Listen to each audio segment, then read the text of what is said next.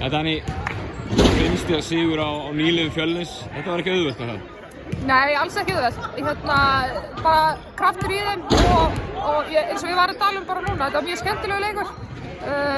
Ég held að við höfum bæði bara komið með kraftin í dag. Það var þetta, náðum ekki alveg vörnin okkar.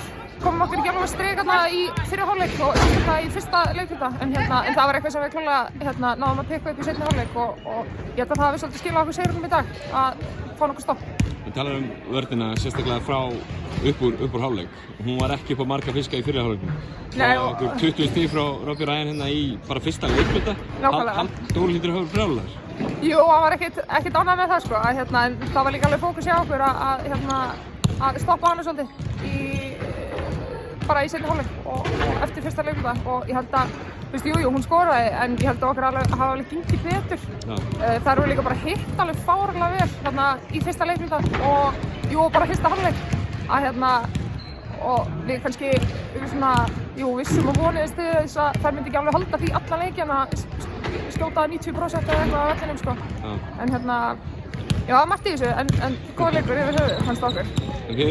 En Grindavík leiðir fleiri mínútur heldur en þið í þessum leik. Ég meina, fyrir ekki mikil orka það alltaf svona að hafa trú á að ná þessu í lokin?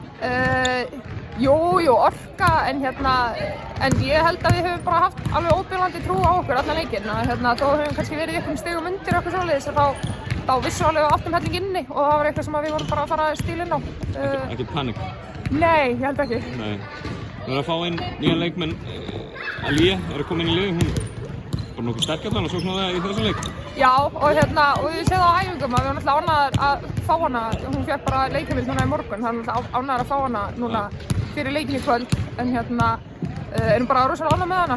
Hún kemur með hellinga sterkum hlutum í liði, hún spilar geggjað vörn og getur skorað mjög sterk og frákastari og þannig að við erum bara mjög spenntar að sjá hvernig hún er í vetur og líka bara hvernig við spilum saman sér lið með henni.